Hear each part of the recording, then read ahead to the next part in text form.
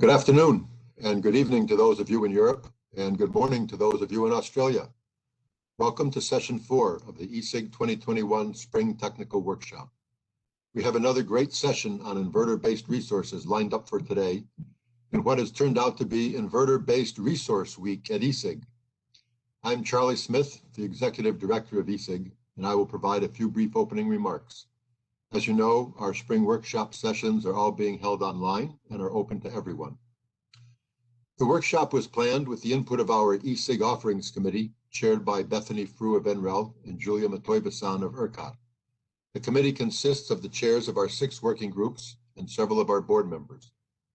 We have a great set of volunteers who really make ESIG what it is, and we encourage you to become involved if you're not already. Regarding logistics, I would ask you to note that the webinar will be 90 minutes long. We had a lot of feedback that our 1-hour workshop sessions were too rushed, so we're experimenting with some longer formats for the spring workshop. Our revised format today will have 3 individual presentations of approximately 20 minutes each in the first hour, followed by 20 to 30 minutes of Q&A after the last speaker. As we're doing with all of our webinars now, we'll be using the Slido platform for managing the Q&A, not the WebEx platform. You should go to slido.com on your device and enter ESIG11 as the event code to ask your questions. Please be sure to indicate the person to whom you're addressing the question. The instructions are also in the background slide for the webinar, and you'll be reminded by the session chair. You'll see a thumbs up button next to the question on Slido to allow you to vote on prioritizing the questions submitted. So please keep the questions coming during the presentations, and we will address them at the end. Recognizing the limitations of a webinar with more than 100 people on the lines will be muted. So again, we ask you to use the Slido platform to ask your question with ESIG11 as the event code. Today's session deals with the advent of the inverter-based system, which seems to be on everyone's mind these days. Looking at a future where most of our generation could be coming from inverter-based resources makes this a critically important topic as we move into the energy transition. This session will be chaired by Jason MacDowell of GE Energy Consulting, who chairs our Reliability Working Group, of which Julia's high share of inverter-based generation task force is a part. Jason will be joined by Jessica Lau of NREL as co-chair, who will help manage the Q&A and discussion. Jason and Jessica are familiar faces at ESIG and are well known to many of you. We're very happy to have them here with us today. Jason and Jessica, we appreciate your participation, and I'll now turn it over to you, Jason. Excellent. Thank you, Charlie. It's certainly a pleasure to be here, and good day, everyone. Welcome to the 3rd ESIG session this week that focuses on the technology capability of inverter-based resources, as Charlie said. I'm Jason MacDowell, Technical Director of GE Energy Consulting and the chair of the Reliability Working Group, where we're working quite a bit on these very topics that we are talking about today and all throughout the week. Jessica Lau and I are the co-chairs to this session. And Jessica, would you like to say a few introductory words? Yeah, hi everyone. My name is Jessica Lau. I work for the National Renewable Energy Laboratory. I think about power system planning a lot, so I'm really looking forward to our 3 panelists and the perspectives that they're going to share with us today. Excellent. Thank you, Jessica. It's a pleasure to have you with us and co-chair the session. So I'll introduce our 3 expert panelists in a minute. I think we have a great program lined up today. But I first want to kick things off by summarizing the week. On Tuesday, we heard from Julia and Babak and Julian, Eckert, Gary, Andrew, and Tim about the latest trends and the capabilities in grid forming inverter design. Yesterday, we heard from Nick and Matt about some of the latest work around system stability and deployability of various technologies and some of the considerations about stability in the grid.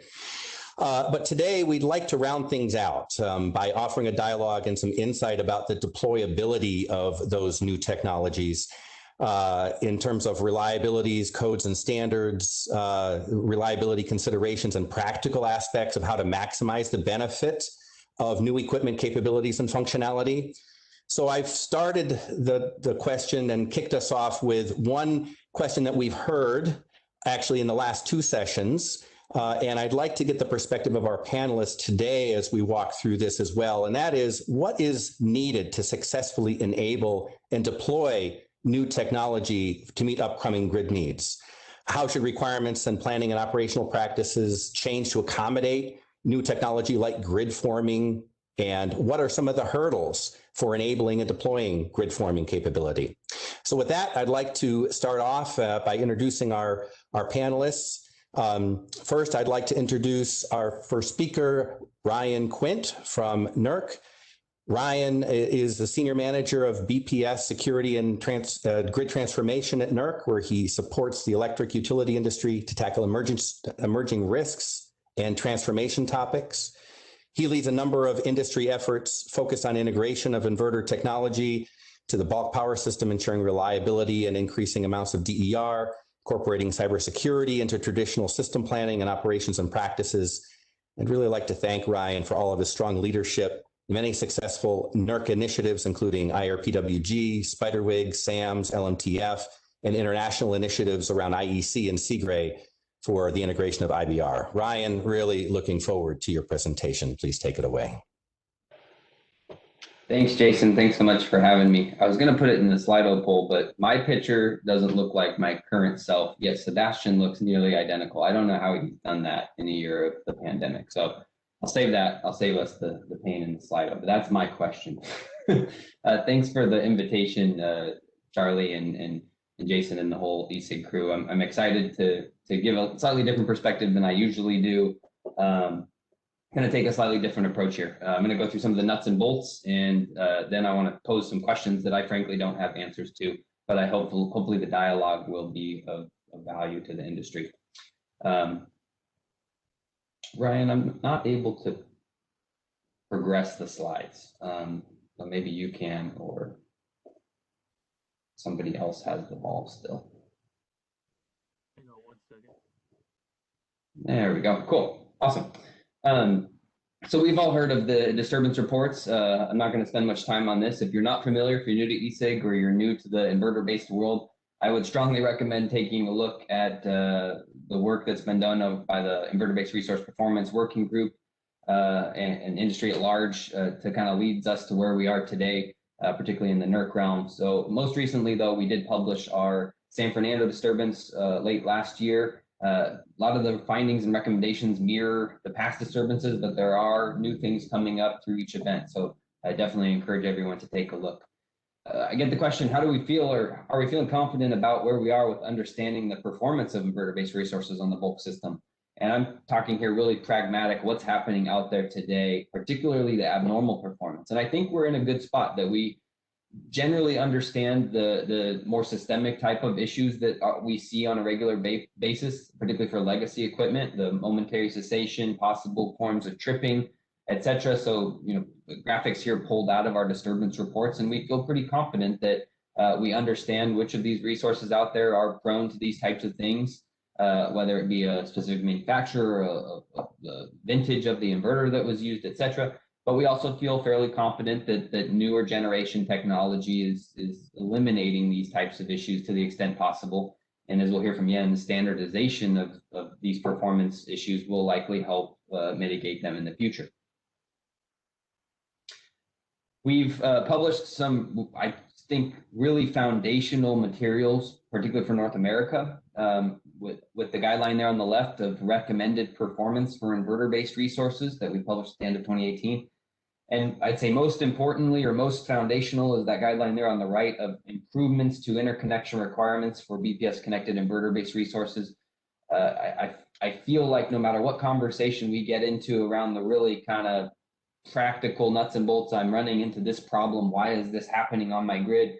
The question that it always comes back to is, was it in your interconnection requirement documentation when that resource was interconnected? And I feel the vast majority of challenges that we're facing today, the answer to that is no, it's not in there, or it wasn't in there at the time of when that resource was interconnected. And so I'm having to live with this abnormal, unexpected performance or lack of data, whatever it might be, because I didn't define or implement a requirement in place to get that information or get that performance that I need. And so that guideline is very practical. and useful to the generation community, the transmission community around we need to improve and clarify and enhance our interconnection requirements for this new technology. Those are now, I think, feeding the P2800 effort. So I get this question a lot, and we recently got this question within our technical committees at Nerc around, isn't this duplicative with the P2800 stuff? Why don't we just stop all the Nerc activity on inverters and let P2800 take it from here? We're coordinating very closely with Jens and the entire P2800 leadership team, and there will be a time where we hand off and say P2800 is the de facto standard for connecting inverter-based resources to the bulk power system, and entities that need additional requirements can put those additional requirements in place. But I think the industry goal here is that we leverage the P2800 standard to the greatest extent possible so we can get some standardization, uniformity, and interoperability of newly interconnecting inverter-based resources on the bulk system. But we're still a ways out with that standard. And I know Jens will talk about this more, so I don't want to say anything incorrectly, but we have a ways until we have that standard. And I think what we all realize is that we can't sit on our hands and wait for that standard to be available and fully implemented to start taking action. And so we need to enhance our interconnection requirements today. We need to be improving our study practices today to ensure that the resources connecting today are reliable and secure. We've published other more technical materials on specific topics. The two examples here are integrating inverter-based resources to low short circuit strength conditions. We published that well back in 2017, and it's still fairly relevant today. We also recently published a white paper on FFR and bulk system needs related to FFR and the interaction that has with system inertia and changing rate of change of frequency, etc. So again, two kind of foundational documents that have helped, I hope and expect have helped industry kind of move the ball here on developing practices and procedures around integrating resources with these capabilities. We've engaged with IEEE, publishing the TR68 report around short circuit impacts to the bulk power system. And just yesterday, we published the guideline there on the right, which is no longer draft, around performance modeling and simulations for bulk system connected battery energy storage and hybrid plants. So that's our latest industry recommendation on how to integrate batteries and hybrid plants. And we're still in the learning stage, I think, as an industry around where do we go from here. But that's a great step in the right direction about kind of leveraging the existing recommendations that we have and providing some strong recommendations specifically around those new technologies and how we can integrate them reliably. So I recommend everyone, hopefully everyone has seen this, or hopefully the emails will start circulating, but feel free to reach out to me if you want to get your hands on that guideline, which is now posted on our Nerc webpage. We got into the modeling space, looking at first momentary cessation. We were greatly concerned with momentary cessation. We feel like we have a fairly good handle on that, but that led us to producing some technical reports looking specifically at modeling and studies around some of the more systemic issues that we have, particularly in the interconnection wide-based cases. With that joint study we did with WEC, looking at their interconnection wide case and identifying fairly systemic issues with wind and solar PV resources connected to the bulk system. This is a known issue that we have as an industry, and we are rapidly trying to address that as quickly as we can. There's a lot of activity going around, and it's not just a WEC problem. It's industry as a whole is faced with these challenges, and they likely are prevalent in all areas in some different way or fashion. There's definitely something to glean from those reports for everybody. But I think more importantly, I want to take a step back and think this is like a delicate balancing act that we have with the evolving landscape. We've got new equipment and capabilities, maturing technologies and standards, evolving inverter technology. We've got tax credits, incentives, climate change policies, cybersecurity concerns, extreme weather conditions, wildfires, hurricanes, extreme cold events, fuel source interdependencies, multi-sector electrification like electric vehicles, and the concepts of microgrids and demand side changes that are coming at us very quickly. You balance all these super progressive, impending, persistent risks, or I would say benefits in many cases, but also things that we will, as an industry, will have to tackle. And we have to balance that against the real pragmatic stuff of, I've got an increasingly complex interconnection study process that in many ways is broken. I have challenges getting data and making sure that the limited data I'm getting is suitable for ensuring reliability. I've got systemic modeling issues in our cases. I've heard lack of qualified professionals in the industry to, say, execute widespread, heavy-handed EMT type simulations. We have disparate requirements in a lot of cases across the industry since we've lacked standardization in many ways. We are in dire need of certainty in a world of uncertainty and variability. And our list of unknown unknowns, things we don't know, is growing, seems rapidly. And we see a need for energy assurance and resilience. And in many cases, there's a focus on compliance rather than doing the right thing and ensuring reliability, security, and resilience. So again, it's not a positive or a negative, but something that on a daily basis, we're having to balance. So focusing in, say, on the interconnection process, we've got expedited inverter-based resources seeking expedited interconnection, pressures to get those resources interconnected as quickly as we can, many different changes that happen within that process regarding the inverter, the plant level controller, the selection of the manufacturer, the settings, the design, the specific make and model of the equipment. And yet we're seeing that the models are not keeping up with that change. And so resources are being interconnected, commissioned with no verification of what's actually out there. And we're also seeing growing need for things like EMT studies on a fairly wide basis. Those are becoming more apparent, yet the time frames to conduct these types of studies just aren't well suited to handle the complexity that's being thrown at us. Once we get to the interconnection-wide case, we've got known modeling issues, so what's actually being installed is not matching what's in that base case. We know that. We've done objective review of that, and that's something that we're all tackling. We then see a lot of folks pointing to the Mod 26, 27 standards to improve those models, yet IRPTF did an excellent review saying those standards don't get us the verification that we need. They might only verify 4 or 5 parameters in a 130 parameter model. It's not doing full comprehensive validation or verification, particularly around the large disturbance behavior. So we've got a Nerc standard drafting team being formed to tackle that topic. And then with all that complexity, we get folks saying, well, Mod 33 will pick it up for us. When we do the system-wide model validation, we'll make sure to get all this corrected.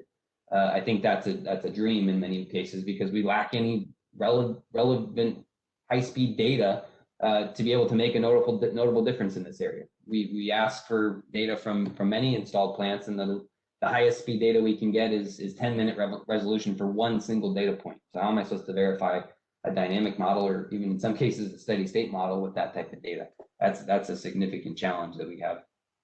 So I think our biggest obstacle today from a practical standpoint is adapting to the rapid change we're experiencing and being able to mobilize quickly enough to keep up.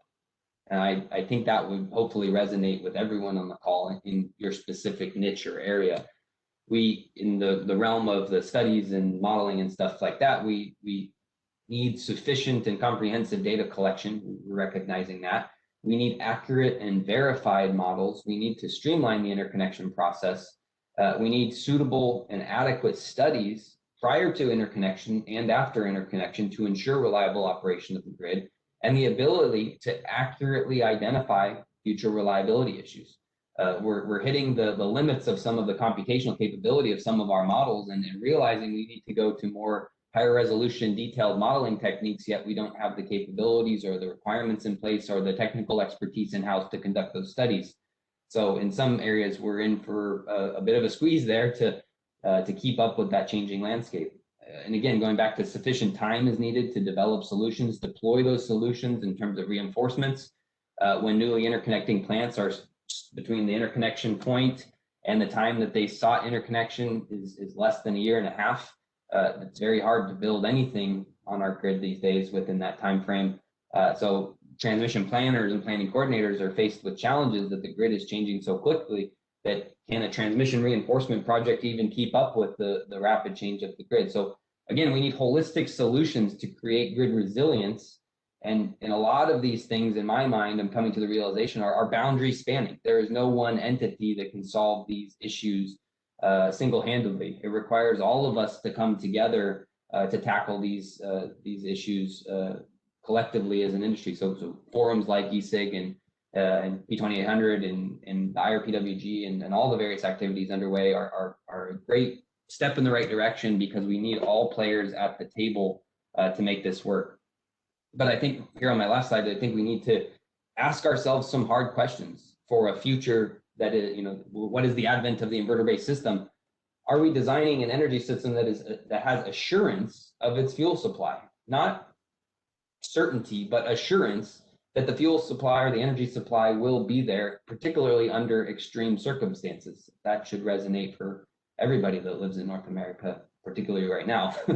Are we planning and designing a future grid that is as resilient as possible? I see a lot of decisions being made in the industry that are not, frankly, considering resilience.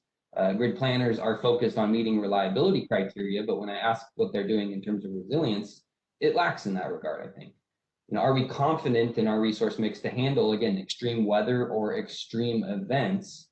And we should be preparing for those extremes because they seem much more prominent than they were, say, even 5-10 years ago. Do we fully understand the new technologies being presented on the market? So Jason asked a very good question in Slido. And I feel like if I go ask the industry, what is grid forming, I get 10 different answers. So to me, that makes me think, no, we're not well understanding or ready to tackle these things because we don't even understand what it is as an industry. We have work to do here to inform industry and educate industry about these new technologies, how to leverage them, how to study them, and to make real world decisions about them. And that's a work in progress, I think. Another thing that comes to mind is, are we organizationally configured to even study the right things anymore? We conduct interconnection studies on a rapid pace. We then conduct TPL assessments that study peak and off-peak conditions. And then I ask every planner, they go, I don't care about off-peak or on-peak. I care about the transition between the two. It's a daily nightmare for a grid operator to handle that. Why is that not considered in studies in the planning realm? Don't we think we should probably change the way we study the grid and not just stick with the de facto status quo of I've studied peak and off-peak? Somebody's got to tackle that issue. Are the ways in which decisions are being made relevant? I think Sebastian's going to cover that much better than I can. But in a world of variability, uncertainty, and extremes these days, are we even set up to be making the right decisions, whether that be financially, structurally, politically, whatever? You can put any adjective on that, but that is a real challenge that we have is how are we making these decisions, and are they well informed enough? The last thing I'll leave this on is my new role focusing on the security aspects, but do we truly believe that our security posture is sufficient to handle the growing risk of cyber threats to our critical infrastructure? I've been having a hard time sleeping lately, and I think this might be why, and my wife keeps yelling at me to stop turning over in bed, but I think it's around this concern.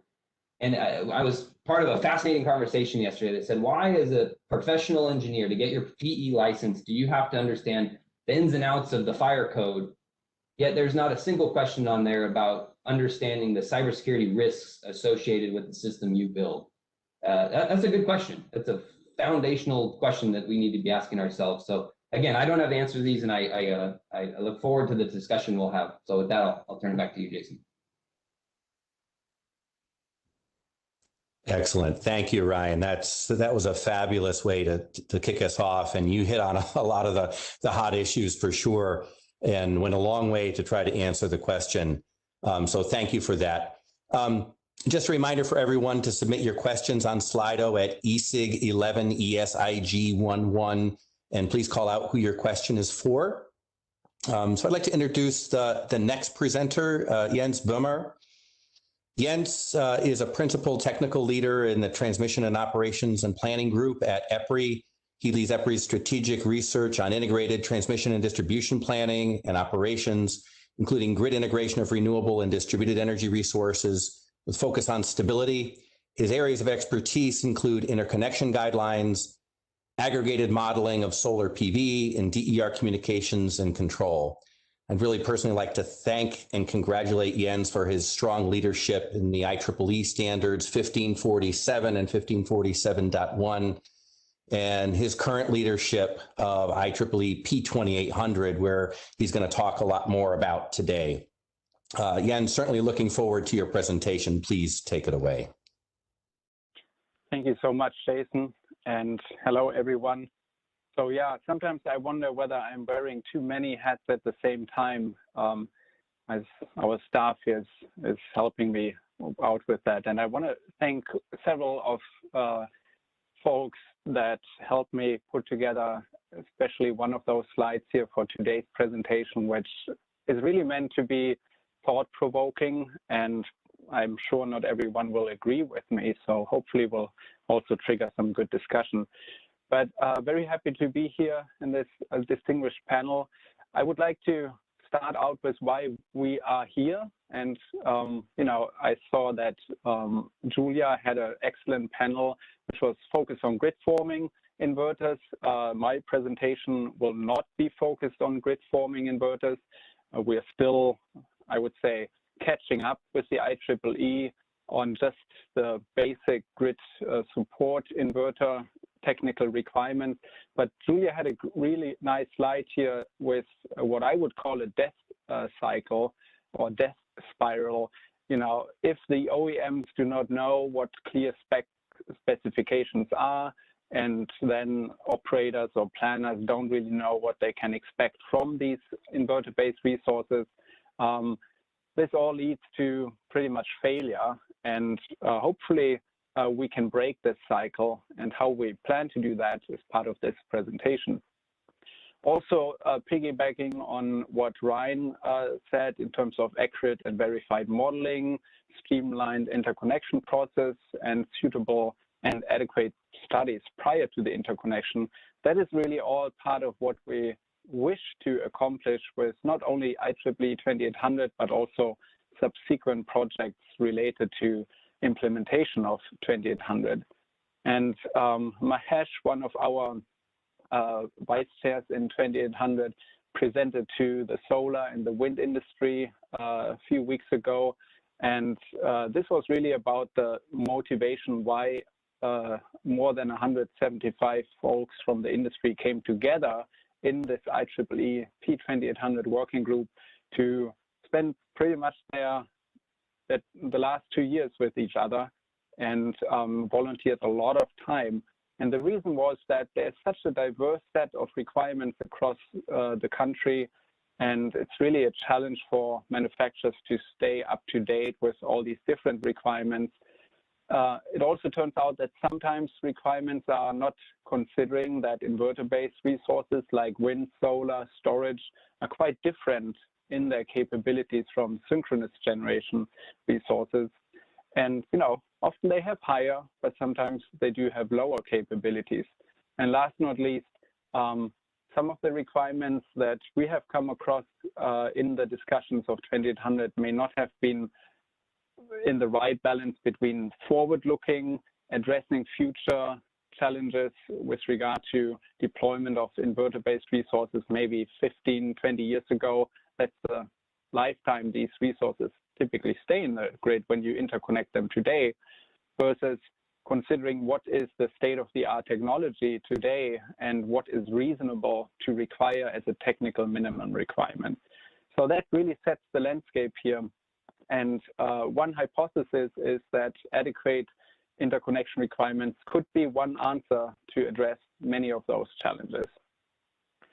So before we jump into 2800 itself, I want to put it into the broader context of what we call a collaborative learning of the industry, which I would say started over in, for example, Europe a decade or two ago, where a lot of lessons have been learned, but continues all over the world, and will probably keep many of us busy here for the next other decade or two. And the idea is that, the best idea to what these resources are actually capable of are interconnection standards and requirements. At least that's the basis that everyone can agree on.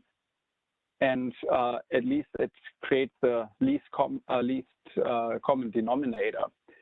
Those performance requirements then obviously can inform unit performance verification processes, such as the IEEE .1 or .2 standards, possibly even certification for the smaller scale inverters.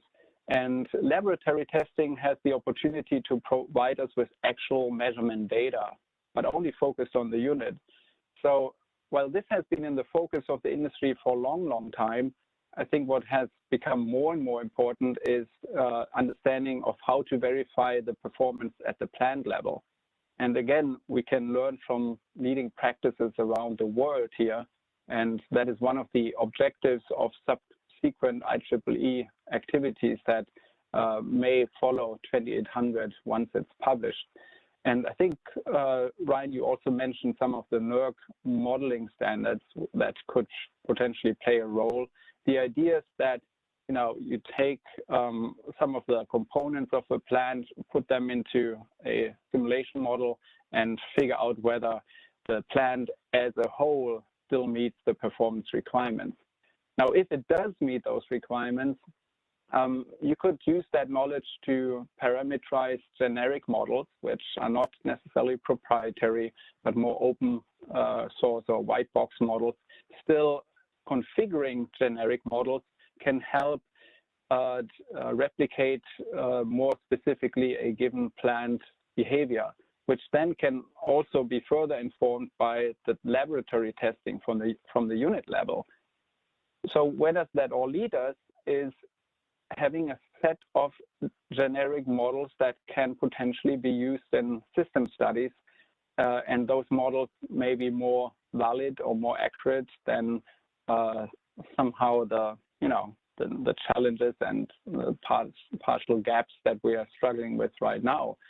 And those studies in turn, and this is where the circle closes, can then inform future performance requirements, since you can also add additional, more future forward-looking controls in these models, which certainly are not that validated based on the unit or plant measurements, but yet they allow you to hypothesize what might you need in the future, and then you can inform future performance requirements, and the whole circle starts again all over. However, all of this is then mostly, at least on this left part of this slide, modeling based.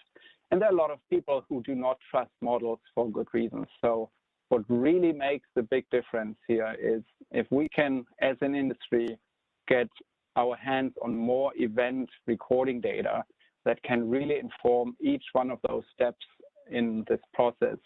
And over time, the ideal is that we would iteratively improve the performance, the models, and learn about the behavior of the system as we move on in our learning. So I want to acknowledge funding from Solar Energy Technologies Office and the DOE, and also Nerc on this type of activities. So we'll zoom in on the performance requirements now in 2800. We won't go too technical. You can actually look up the details. What's really important to take away is just summarized on this slide, and that is that this draft IEEE standard, which follows activities over in Europe like the NSOE requirement for generators and other activities, aims to harmonize the technical minimum requirements for large-scale solar, wind, and storage plants. It is a consensus-based draft developed by over 175 working group participants. And I just want to acknowledge that many of you here on the call have contributed to this standard, and we are very thankful for your time that you volunteered over the last 2 years. If you are interested and want to further influence what 2800 looks like or how it may be used, we initiated what we call the initial ballot of IEEE Standards Association just yesterday. If you did not make it on that ballot pool, then you are still able to submit comments through the IEEE public review all the way through May 9th. And we'll look at each one of the comments and consider whether it requires updates to the draft. But if you don't want to go that deep, you may just want to consider, familiarizing yourself with that standard and considering supporting the adoption as far as you see it makes sense. So what does it actually provide? It provides, or it claims to provide, widely accepted unified technical minimum requirements. It provides simplification and hopefully a speed up of technical interconnection negotiations between plant developers and the transmission entities they are connecting the plants to. Yet it also provides flexibility for the plant developers to meet the performance requirements in whichever way they decide makes sense from a plant design standard. So this is not a design standard such as the synchronous generator design standards we are familiar with is. 2800 is a performance standard that specifies capabilities and performance, but it actually stays silent on whether any of those capabilities shall or may be used in the future.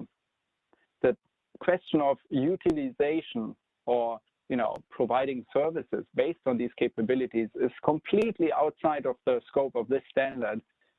The idea is that once you have the capabilities, it remains for the parties to negotiate and agree in the interconnection agreement or through market mechanisms to decide to what extent and which capabilities actually be used. The standard also provides settings and ranges of settings. It provides a framework for performance monitoring and model validation that we'll look at a little bit more in detail. And maybe even more important to stress is that it can be applied to all transmission, but also all sub-transmission connected plants, including some of the plants that may be connected via HVDC voltage source converter type interconnections. So for example, some of the offshore wind farms that connect to the grid onshore via an HVDC VSC transmission facility, the standard is written with those in mind as well. And therefore, we also reached out to these stakeholders. Now, I'll go through this fairly quickly, how to actually fit the standard into the North American reliability landscape.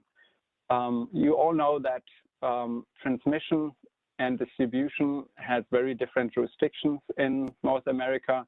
The distribution is governed by PUCs and the distribution companies, and that gap in terms of requirements has been filled with 1547. But then for transmission and sub-transmission, there are some standards, but not necessarily as detailed as a IEEE standard such as 2800 would look like. So 2800 is trying to fill and complement standards that relate to transmission and sub-transmission. And then the counterpart to the performance requirements is obviously the test and verification and to a certain extent model validation exercise.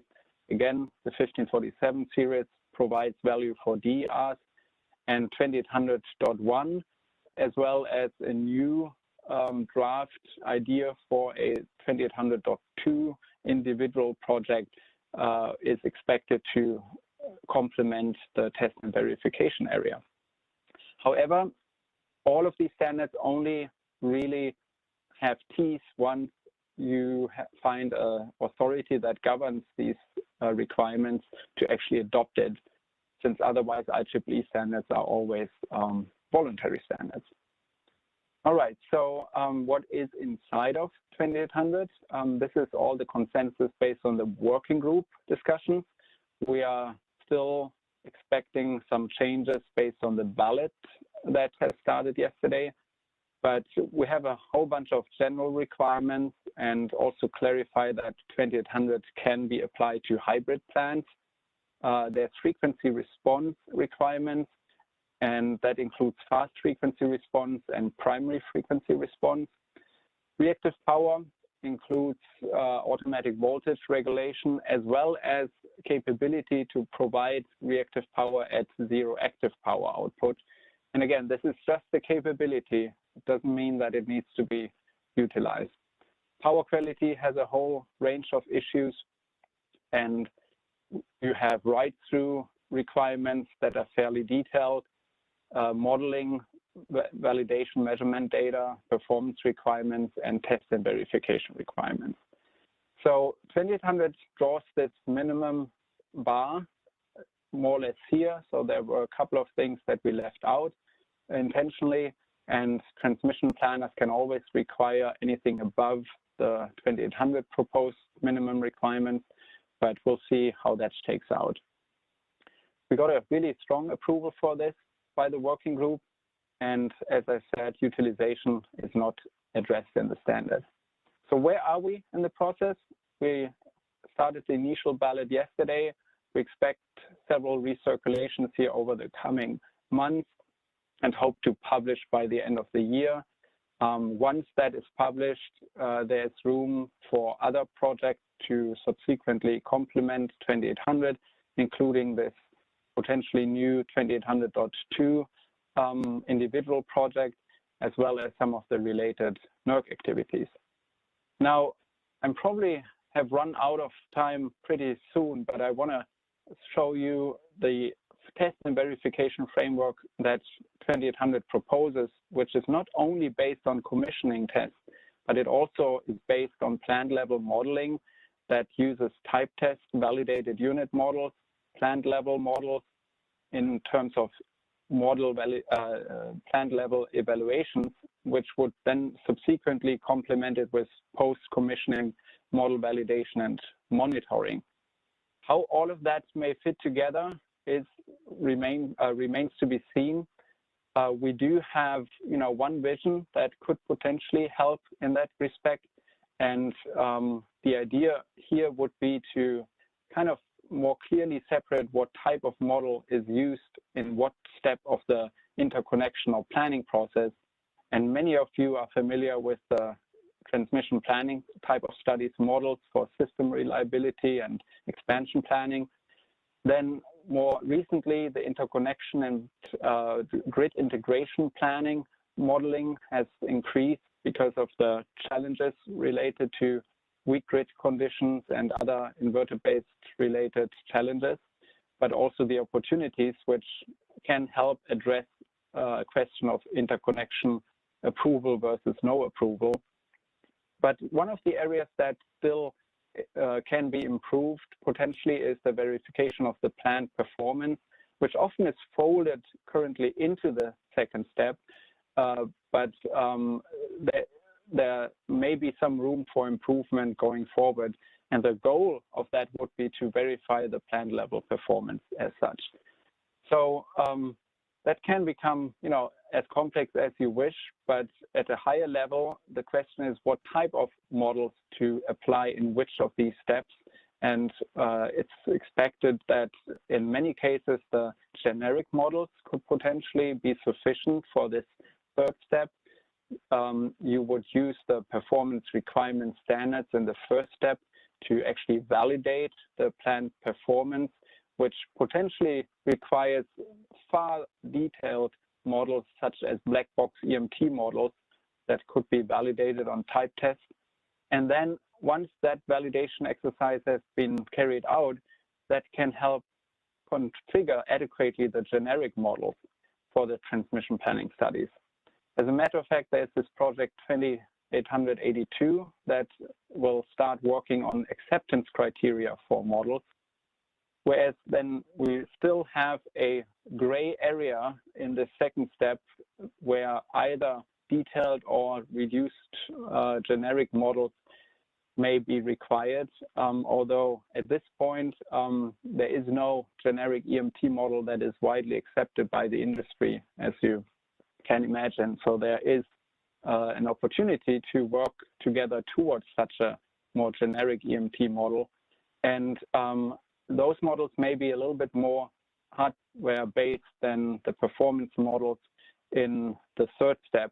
So the question will be, will step 1 and 2 continue to be lumped into each other, or is there an opportunity to potentially break them apart? And what would it take? With that, I would like to wrap it up, and feel free to ask questions on the slido.com or later on here in the discussion. Thanks, Jason. Yeah, thank you, Jens. That was another excellent presentation, going actually quite far to answer some of the questions that we originally asked. And just wanted to say, on behalf of ESIG and in collaboration with GPST, congratulations to you and the entire P2800 drafting team to really address some groundbreaking work And that work has bridged a gap that we have seen between transmission and distribution. And I think this is foundational to understand how new technology and new capabilities and requirements can be deployed. So thank you for that overview. Certainly a lot more to be done, and looking forward to working on the deployability. So just another reminder to everyone to submit your questions on Slido. ESIG11 is the code. And again, please call out who you're addressing your question to. So with that, I'd like to move to our third presenter, Sebastian Achilles. Sebastian is the manager of a group of power systems experts at GE Energy Consulting. His responsibilities include integration and interconnection of onshore wind, offshore wind, PV, solar, battery, FACS technologies around the globe. His team provides support of product design related to grid behavior of these IBRs and getting the equipment to work. His team also provides consulting support to developers and transmission entities related to the same area of expertise. Just wanted to say Sebastian is a wealth of experience of equipment design and technology development, has a keen practical sense of how to make this work on the grid. And Sebastian's been a really fabulous mentor to me over the years, and I've learned so much from him. So Sebastian, really looking forward to your presentation. Please take it away. All right, thank you, Jason, and thank you, Charlie and Jessica, also for the invitation to participate in this panel. So the name of the presentation that I've been requested to provide is this question: will we be ready for a future without synchronous machines?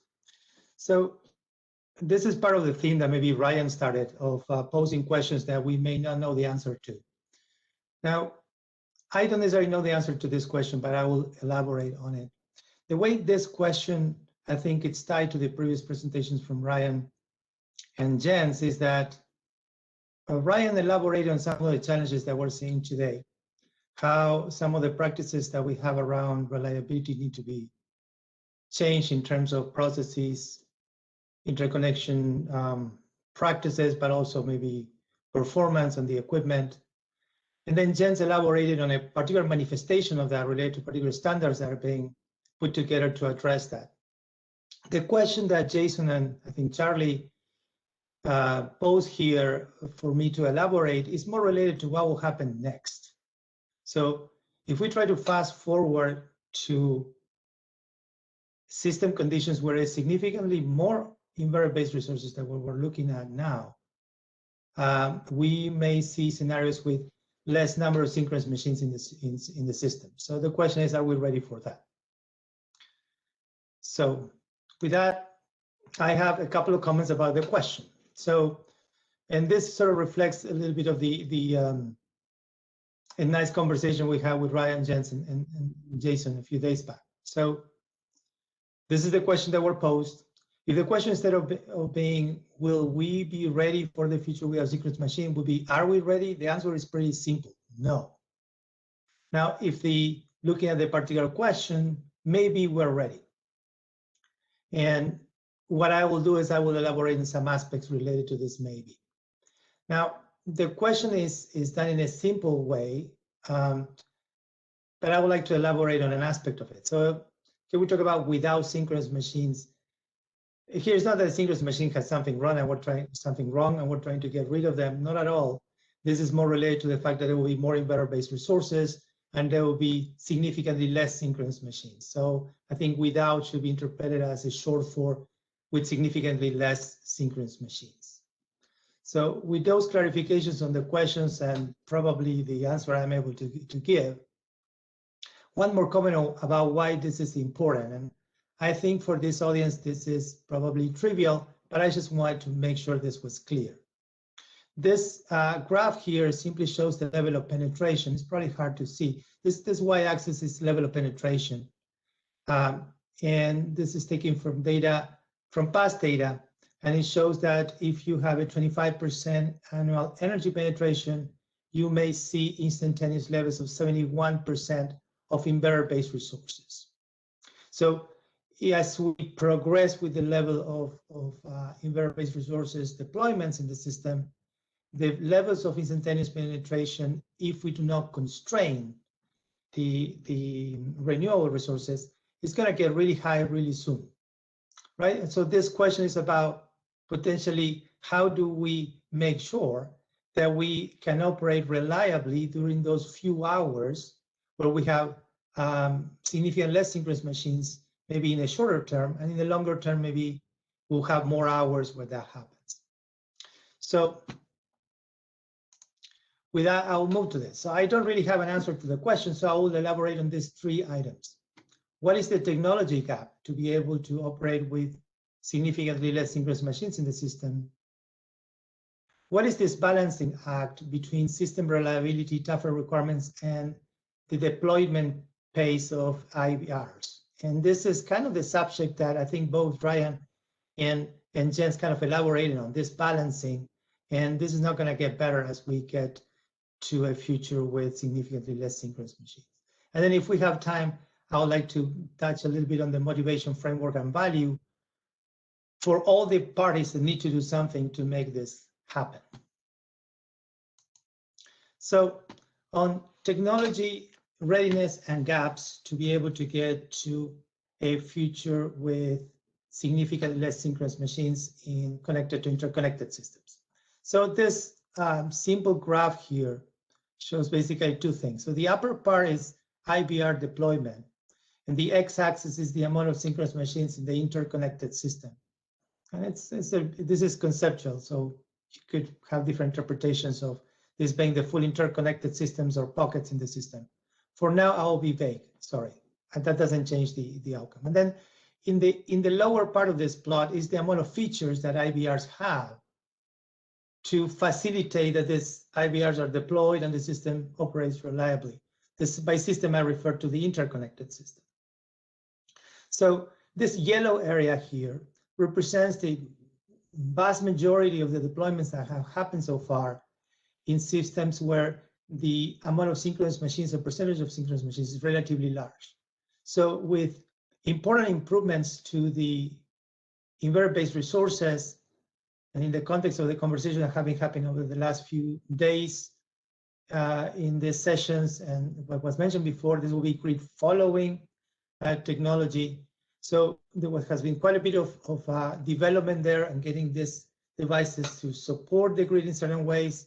And with that level of support and features, it was possible to deploy a significant amount of renewables at a relatively fast pace. Now, if you look at globally and specifically in the US, you will see that there are some projects that actually got to be more complicated, where the inverter-based resources had to do a few more things to be able to satisfy the performance and to make sure that the system was reliable when these particular projects were connected, or that an area operated reliably with a large number of inverter-based resources projects connected. So here I mentioned a few of them, like weak grid, inverter-based resource features, synthetic inertia. Sometimes there were things added to the grid, like synchronous condensers, FACTS, and in some cases increased reliability on the increased flexibility, sorry, in the non-IVR resources. So now, these projects are less than this and took a lot more effort. So to go from here to here, we added a lot of features in the IVR as an industry. I would say IVRs can do a lot more now. And there was a lot more effort in terms of looking at the interconnection aspects like the ones that Ryan and Jens mentioned to get this one to work. And then from here, I'm going to jump to some very few applications with 0% synchronous machines that were already done. And not that I know all of them, but these are a few of them. So if you look at this, there are a few projects with batteries that operated systems without synchronous machines. Those are grid forming. Sometimes are used for black starting other equipment, for example. These are tiny. These are maybe between 10 and 20 megawatt. Those are the highest ratings that I know of these projects. Those converters and those systems, those IVRs, have some of the features that are that we see needed to operate in this 0% synchronous machines. Other systems that are common or becoming more common are offshore wind plants connected through HVDC. If you look at the system offshore, that system offshore only has inverter-based resources most of the time. And there is a grid forming converter, which is the rectifier end of the HVDC. So those are the deployments that you could say, and this is tiny. This is not to scale. This is actually very, very small compared to the amount of renewables that were connected globally. So, and this long bar here represents all the features that this particular resources have. So if we talk about gaps, there is a gap related to the deployment and a gap related to the features. So there's definitely a gap where we could likely find applications where, without having to get into systems with very low percentage of synchronous machine, we can deploy, more deployment could be done, and that wouldn't necessarily require additional features or additional things either from the grid or from the inverter-based resources.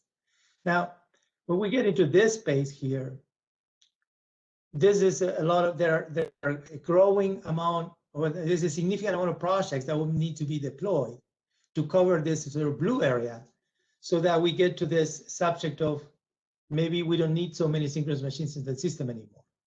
So now to cover this area, we actually do have a technology gap. Now, and I'm going to try to elaborate a bit more on aspects of that gap in the next slide. Another comment I wanted to make in this slide is related to the modularity and the tailor-made industry. These projects here, this large yellow type projects, were done with technologies that are kind of modular. You can repeat them, you deploy them quickly. The level of verifications that you need to do are not too significant. When you look at this green item here, those are projects that require lots of evaluations and studies and potentially modifications to products. That's for two reasons. One is that the technology may be new, but also the complexity of the problem is a bit harder. So it's not only about covering this technology gap, but it has to be covered in a way that is modular, and we don't need tailor-made projects every time, because otherwise we're not going to be able to deploy so many IVRs so quickly. So a little bit more on technology readiness. And this is a bunch of bullets. I will elaborate on some of them and may skip some in the interest of time. So who owns this technology gap? So getting that stuff to work is, to some extent, could be done by generation assets, so inverter-based resources that have additional features, and to some extent can also be addressed partially by network infrastructure. So I think this gap does not belong to any single one of them, generation or network infrastructure. The best way to address that may be sort of combined. I do think there is a little bit more weight on the generation side, but I don't think this should be seen as a generation problem. And definitely, I don't think it has been expressed like that by previous panelists. But in general, I think it's important to keep in mind the network infrastructure aspect of this. Regarding the technology gaps now, the areas, there are these three bullets are related to areas of technology, you could say. So one that is being discussed quite a bit and was discussed in the previous sessions of ESIG is sort of the interoperability related to stability. So if we keep deploying the same type of electronic control IVRs to the grid, there is an anticipation that there will be interactions that will make this operation not feasible, and some of them will become unstable and will have trips, and there is a fundamental limitation in the current control inverter-based resources. And in that sense, there is a lot of discussion about grid forming technology. So there is definitely a possibility to make more products with grid forming technology available, and I think the industry is working towards that. Now, a few comments about that. There are several levels of grid forming features. Like, grid forming is like a subject, it's not a particular algorithm. So when we talk about grid forming, like it was mentioned before, particularly by Ryan, I think, there is not really necessarily clear exactly what feature are we discussing, and the industry is trying to be a bit more clear about the specifications of these functions and to what extent they have to perform. And in this sense, so there is kind of a chicken and egg discussion that was actually mentioned by Jens from previous points about the OEMs saying, well, if you don't really tell me the requirements for this grid-forming functions, I cannot do the technology development. If I don't do the technology development, maybe some entities cannot write the requirements. So there is kind of an aspect there. The other point I wanted to make is there is quite a bit of prior work in grid-forming inverters that has been treated in the industry, academia. There are several systems operating. The challenge is not only grid-forming inverters, the challenge is to have grid-forming sources. So for a vendor to be able to offer, let's say, a wind turbine that is grid-forming, it's not only about changing the inverter, you have to make sure that the active power fluctuations that are associated to the grid-forming operation can be handled by the turbine. So this is not only an inverter thing, it's really a source aspect. In the case of a battery, this is not so differentiated because the battery has access to variations of power, but it's important to consider the fact that it's not only about inverters, it's about sources. Another comment regarding single grid-forming sources compared to multiple grid-forming sources. So I mentioned before, offshore wind has examples of HVDC rectifiers that are grid-forming. Those are sometimes huge in rating. Now, those are for a single source. If you look at those systems, in those offshore systems, there is a single grid-forming source, which is the rectifier of the HVDC. When we think in terms of interconnected systems, which is kind of the goal of this, an interconnected system that has less synchronous machines, you're going to have several sources in parallel. So that particular technology is helpful, but it's not exactly what is needed. Some additional features are required. Why? I already consumed 15 minutes. The multiple resources, examples of multiple resources are, for example, the distributed battery systems that have been deployed. I'm going to skip a couple of points here in the interest of time. The equipment that could potentially have grid-forming features, and some grid-forming features, as I mentioned, these are not completely defined, could be batteries, HVDC systems, PV, wind turbines, and STATCOMs. So there is some work done already demonstrated with BESS and HVDCs. There is quite a bit of work going on the other ones, although those are not, I would say, massively available commercially. Skipping subjects a little bit. So besides grid forming, what are technology gaps are there? Well, one is protective relaying. I think this was discussed in some of the prior sessions from ESIG. So do we ask the inverter-based resources to provide short circuit contributions like synchronous machines do, and then we keep doing protection schemes and the protective relaying technology the same way, or we actually modify the way we do protective relaying and we can live with IBRs doing something different. That's something that obviously needs to be resolved if we're going to take more synchronous machines out of the operation during many hours in the day. And the last point on the technology side is this is not only about grid forming. Grid forming solves sort of the short-term stability issues. We will still need to do quite a bit of orchestration of how this different inverter-based resources and potentially assets in the grid will operate with less synchronous machines. More quickly, short comment on this. I won't be able to go through this whole slide. This was elaborated before. We really need to solve the problem that Ryan mentioned before, and it's going to get just more difficult. So entities that have the responsibility of keeping reliability can probably not continue to have the same interconnection processes and understand all the risks of connecting this additional IBR technology.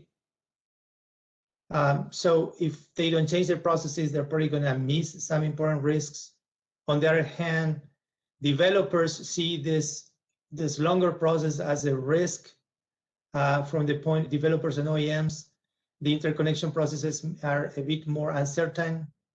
The connection of the projects gets delayed. There are potentially penalties from the developer to entities where they have commitment with. The developer may have maybe demanding LD payments from OEMs. All of that slows down the deployment of inverter-based resources. I'm not saying that that's necessarily completely avoidable, but that if we don't take care of that aspect, we're not going to be able to continue to deploy IBRs at the same pace. So that's kind of the balance that needs to be done, and it's going to get more complex as we move forward.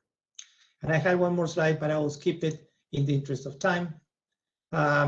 So this was a question that was posed to me. I think that's where it's maybe there are some technology aspects that we need to resolve, and I think it requires inputs from several, from many entities, from reliability councils, from transmission companies, developers, and manufacturers. No single one of them can solve this. And also the balances between requirements is a very critical part of this. So with that, sorry if I exceeded my time. Thank you, Jason. Thank you, Sebastian. Perfect timing. And I think that is a perfect way to segue into the questions with this very important aspect that without a doubt is somewhat rhetorical. This is going to keep us all busy for a very long time. We have over 24 questions that we have logged. So thank you for that, everyone that asked the questions in Slido. I'd like to turn it over to my colleague and friend Jessica to go through some of the questions. And I think we were set up very well with a lot of the capabilities, and we'll continue the discussion. So Jessica, please take it away. That's great. Thanks everyone for participating, being part of Slido. I think we've got some great responses.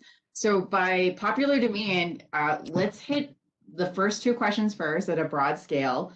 And then I noticed a lot of more specific questions. We'll go to some of the panelists to ask some of those direct questions. But let's start with the first one, panelists. So, I think to the extent that you feel like, you covered it in your presentation or anything that you want to add to it, right? What is needed to successfully enable and deploy new inverter-based resources like grid forming? How should those requirements and practices change? What are some of the hurdles? I think we heard a lot about the hurdles and challenges throughout your different presentations. So if you could focus a little bit more on some recommendations, some immediate steps or short-term steps that you think we could take on as an industry, that would be greatly appreciated. And with that, Ryan, would you be willing to be the first one to take on that question? Sure, I can try my best. I wish I was more savvy, but I put together a picture showing it. I'll have to turn that into a future presentation, I guess. I don't know. But it got me thinking this concept of the technology adoption life cycle. And you see that bell-shaped curve, and we've all seen it. You get the innovators, early adopters, early majority, late majority, and then the laggards. And it's always a hurdle jumping from that innovator, early adopter to majority piece, right? That's where they call it like the chasm or whatever, right? Is how do I bridge that gap? And I feel like, unlike buying a smartphone or something where you get it sort of, you don't get a choice, you get it kind of shoved down your throat. Here's the latest and greatest, go buy it, and I'm going to sell it to you. A lot of this stuff is being driven by the system, right? So I don't see this as fundamentally all that different than the normal, I got to go buy a new smartphone type thing, other than what's driving it is this super complicated concept of the grid under certain conditions, or maybe even in the future, is in dire need of these things. And so to me, the question becomes, how do I understand what that need is, study that need, and then a lot of it just plays out of you having to have the innovators, you need to have the right people at the table. So the innovators are the grid folks that are dealing with these problems now, and they're probably late to the game because they're the guinea pigs, I guess. I don't want to use any particular entities, but they're the ones that are sort of forced to do this because they have to keep the lights on. The others get to learn from them. And then you have that question of how do I get this into the mainstream, which is that vicious cycle of death that Jens talked about and was presented earlier this week. But in that life cycle, I feel like there's this circular spiral of death, but there's this concept of the R&D and the early adopters and the OEMs that want to be at the forefront they're at the table, and they need to start working together in an R&D environment to sell this to the larger industry, right? And we have that with all kinds of different products. Without using any of the actual names, like using Kleenex, right? You got to be careful what you say. But the smart wires type things, the power flow controls, all these different types of devices, those are emerging technologies, and we are selectively choosing how and where to deploy them. And grid forming is just one, like everything else. It just gets a little bit more attention because of the gravity of what's pushing it. So we can sell that with the early adopters and the R&D, and then it becomes, how do we pay for this? Well, we pay for it by the grid and the grid operators, planners, realizing that I'm going to need this in the future, and I need to require this, incentivize it, whatever that might be. And it seems like 9 times out of 10, that is the question: is do I require it or do I incentivize it? That's a decision that's made probably above all of our heads. But getting to that point is a huge step, because something is going to happen one way or the other. And then it sort of becomes the early majority, the late majority there is where we talk about standardization, right? And I think there's a subsequent question coming up going, if I meet P2800, do I have grid forming technology? I want Jens to answer that, and probably no one else is well suited to. But the general concept is there that inverter-based technology as a whole is at the point where we're not in the innovator stage or the early adopter stage, or even really the early majority stage. We're in the middle of the early majority and late majority stages, and we need standardization to move it forward. That same concept applies to the niche topics here about oscillation interactions and requirements in that regard, and grid forming technology and the need for that. We're just working our way through the technology adoption life cycle, and there are certain areas where we can probably break down that barrier. So I'll open it up and say, I'm not sure it's a vicious spiral of death. It's just I don't have a better analogy or term right now, but I think it's something that we can overcome. That's great. Thanks, Ryan. I think you really set out some of the different structures that are needed in place in order for successful deployment, right? And certainly, if you only do one piece, right, it doesn't quite come together. Jens and Sebastian, I wonder if anything you'd like to add to this topic. I agree with the point from Ryan as in general. And if we look at these questions, is this new IBR's technology like GFM? I think if we get into the details, it's going to depend on what technology that is. If we look at I will make one specific comment. So one of the challenges with GFM might be the pre-existing requirements from GFL. So the grid forming converters may do things that are different from grid following. And if we are somehow limited by the pre-existing grid following requirements, we may be constraining some of the advantages of the grid forming features. So solving that is an important part of the puzzle. How do we treat grid forming? Do we modify our performance requirements that we had before, thinking that were general in the context of grid following, or do we do a different set of requirements for grid forming, which sounds kind of not the right thing to do? But that is a question that needs to be answered. I offer that very specific comment. Thanks, Sebastian. And is there anything you'd like to add? Yeah, I mean, this kind of starts bleeding over into that second question. You know, when we look at specific standards, do they already ask for grid forming capabilities, or do they at least allow new capabilities beyond what they ask for? I think it's important to really understand the power of technical minimum requirements that are successively and iteratively raising the bar, and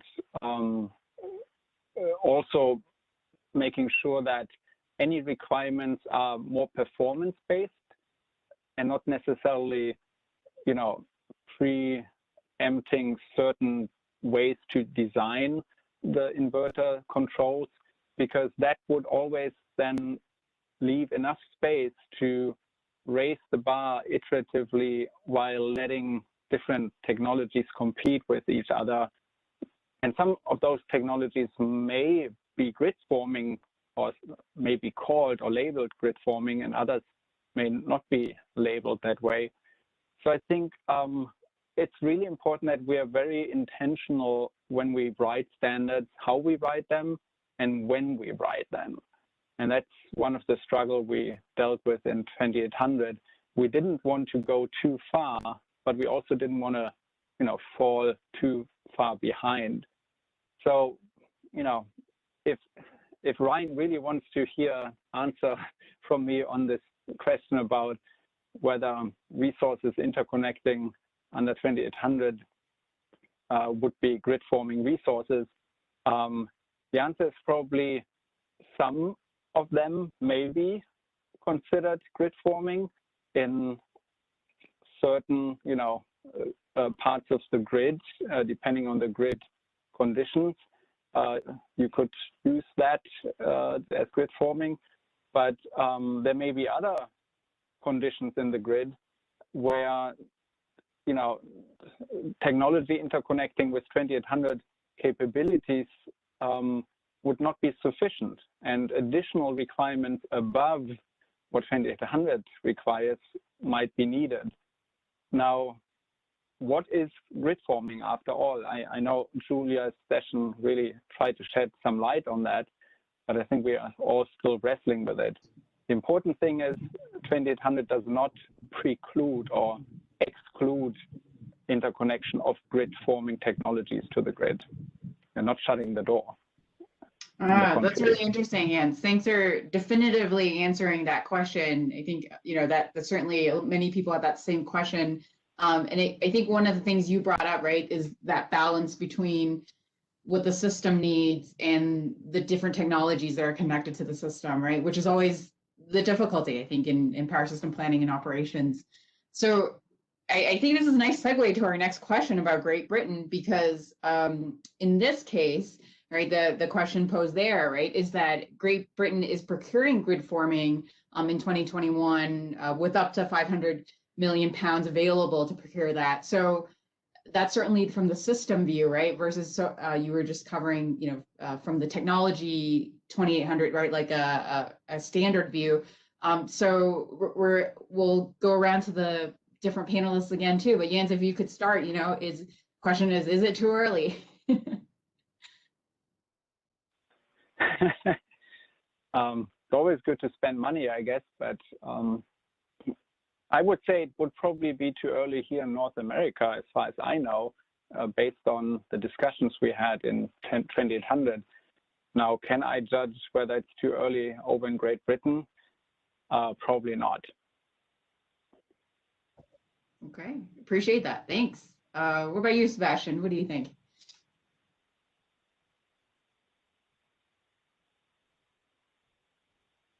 I think Sebastian is on mute, double mute. Sorry, for the entity that wrote the requirement or this procurement opportunity, is probably not too early. Now, for OEMs, it depends. So one of the things that characterizes inverter-based resources, and I would say this can be addressed by several different sources, but if you think in terms of PV, PV and wind, OEMs in that space sell thousands of turbines per year, and they are structured to do that. And so keeping that volume is important. And the way those big enterprises move is when there are significant market trends. So it could be that in some way GB is too early if there are not many other markets requesting something similar. And this is something that already happened actually in GB. So I'm not saying that it is too early, but I think that's actually a force that kind of drags down maybe some of the vendors that could be looking at this. And so in that sense, it could be too early for some manufacturers for that reason. Thanks, Sebastian. Sounds like you're saying, certainly early on in that curve of a system thinking about procuring grid forming. It's very interesting. So Ryan, in your experience, certainly you've seen and you've studied a lot of different large systems. What is your take on Great Britain? I think this is a fundamental question, a philosophical question around the role of regulation versus markets. And there's no right or wrong answer to that, right? I liked what Sebastian, I think Jens covered it too, is when you try to, you have a balance, even on the regulation side, setting the market aside, you have a balance of writing prescriptive standards and intent-based, performance-based standards that are fairly open-ended, right? both can serve the same goal. Both and both can be on opposite ends of the spectrum, right? When you go down the prescriptive standard route, you often preclude technology from being used or being used appropriately. And sometimes you can take the performance-based standard and you can write it so prescriptive in a way that you, again, preclude certain technology because you've tightened it up for one specific technology too much. In this case, it's a balance not about regulation and the requirements themselves, but around the regulation and the market incentive. So again, it's a balance of, do I want to use a mandatory requirement, or do I want to incentivize this product and being available? I think both can serve a goal, and I think it was Sebastian, or I think that said it. It's like this system, it's probably warranted, right? I don't think we can. I'm not going to presuppose to know enough to make a decision about whether it's right or wrong, but I think incentivizing something to take place is likely a better approach than blanket demanding this capability for every resource, et cetera, because maybe there's only a handful of resources that are able to provide it and will serve that purpose successfully, right? I mean, I'm not sure we need it from every single device out there, or there probably could go either way. And I know when we get into the technical discussions, we have good solid debates about how much the grid needs and where and how should that be deployed, et cetera. So again, I'm not sure I can really answer that question, but I think it's a fundamental difference between do we use the market or do we use requirements, compliance. That's great. Thanks, Ryan. Yeah, it's certainly, I think, a difficult question that you guys all answered very charmingly. So it's hard to judge someone else's system, certainly, right? Just based on what we know. I think at this point, I'd like to transition to one of the hot topics in the questions, which was on generic models as it relates to 2800. So maybe Jens, we'll go to you first, but any of the other panelists, if you have any thoughts you'd like to share, feel free to jump in. Jens, would you consider generic models adequate for plan interaction studies? And what exactly is a generic model? Does that, or a generic EMT model, is that just varying parameters? And finally, do you know anybody who's like actively working on these generic models or using them at this point? I think the group would love to know. Thank you. So let me maybe start with the question what some people, or we call a generic model, because we realize that there may be different interpretations or definitions of a generic model. And if there's one thing I learned in standards development is always start with the definitions. So everyone speaks the same language. I think the way we look at generic models is that those are pretty much, publicly available, open model specifications of control blocks, including control parameters that are mostly performance-based, that are available in the common commercially used software, say PSSE, PSLF, and I need to mention every one of them so that nobody accuses me of product placement here. They are not intended to replicate any single hardware component of a given manufacturer in detail, but they are intended to represent the width of performance responses and trends that we would expect across the available products in the market with regard to specific interactions with the grid, for example. And that is what we look at as generic models. And in our mind, generic models are the open block kind of specifications, but yet they can be parameterized and configured to account for some particular characteristics of either a plant or possibly a certain product line to a limited extent that may be relevant when you do studies. So the importance of choosing the right parameters to feed into the generic models is really a core exercise.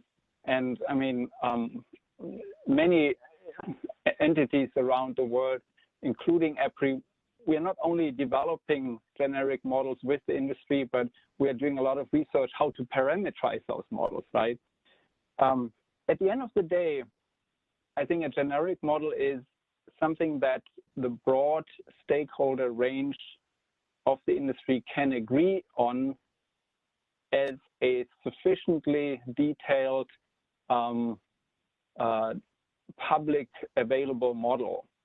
And when it comes to the question whether there is any such EMT generic model, to our knowledge, there is not.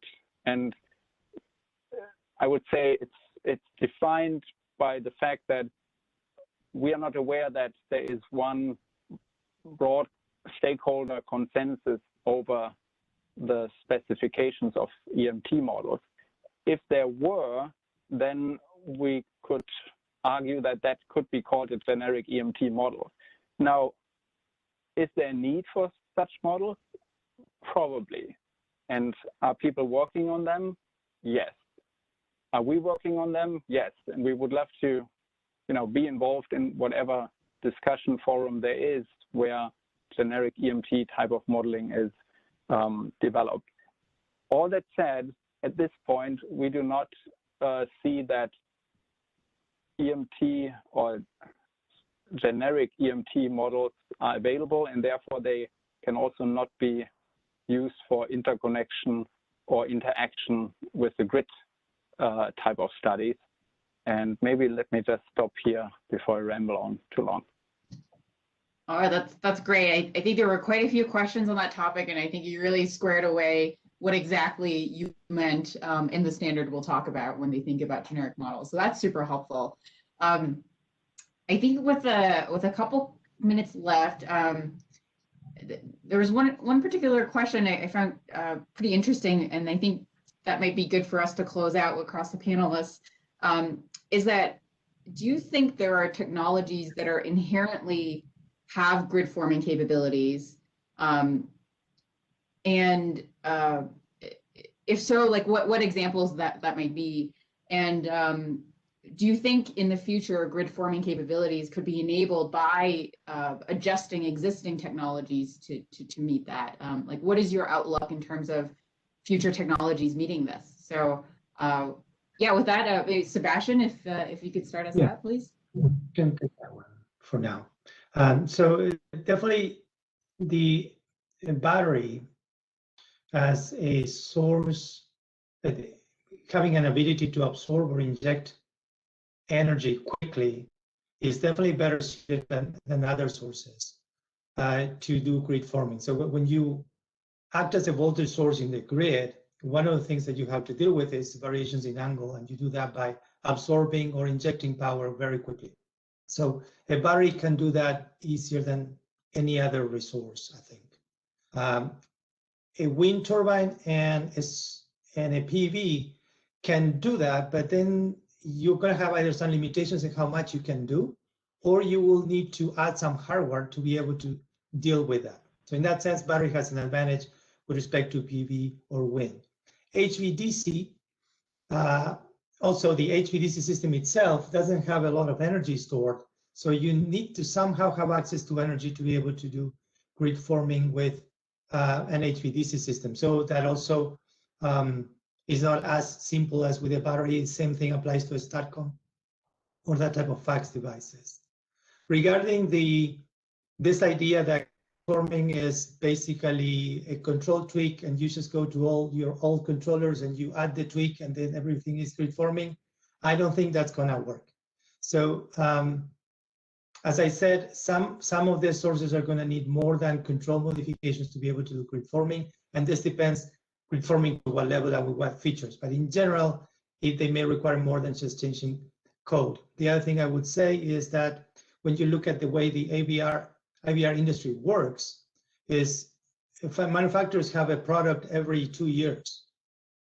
So if you want to do an upgrade in a product from 10 years ago, manufacturers may tell you, we don't have anybody that will do modifications in that product that we don't support anymore. I'm not saying that that's necessarily the case, but that is a consideration. These products, manufacturers work with the product intensively for a time span of or 3 to 5 years. And it's not that they completely discontinue activities with all products, but they don't actively work on them. So that may also be maybe a consideration for this, particularly if you have to do hardware changes. Great, thanks, Sebastian. Ryan, what about you? What do you think of that? I was quite honestly excited to hear Sebastian talk, and I don't think I have much more to add. I think that was a very clear synopsis. So I'll stay quiet on this one. All right, thanks, Ryan. Let's vote for Sebastian's answer there. And Jens, what about you? Any closing thoughts? Well, let's keep learning together, and hopefully we'll be smarter in the next ESIG technical workshop. That's great. It certainly has been fun. So thank you so much. Over to you, Jason. Thank you, Jessica. And I have to say, fabulous management of all the questions. I think there are a lot of great questions that everyone asked, and you were able to really summarize them quite well. So really, thank you for being a co-panelist, and wanted to also thank everyone for participating and asking all the great questions, and certainly thank all of our panelists for the great presentations and great discussion. This panel offered some great insights to the world of inverter-based resources, and I hope it provided some stimulating thoughts, to think about going forward. Before we wrap, I'd like to remind you that the spring workshop sessions will be held every Tuesday and Thursday through April 8th. We have a session next Tuesday on changing the planning environment chaired by Ken McIntyre at MISO, and a session next Thursday on green hydrogen chaired by Bethany Frew at NREL. There's no charge for these sessions, and if you're all certainly invited to attend. Further information on registration and anything else, any other questions you have, can be provided on the ESIG website at www.esig.energy. And thank you, everyone, for your participation. Please stay safe and look forward to seeing you next Tuesday. Thank you, everyone. Good day.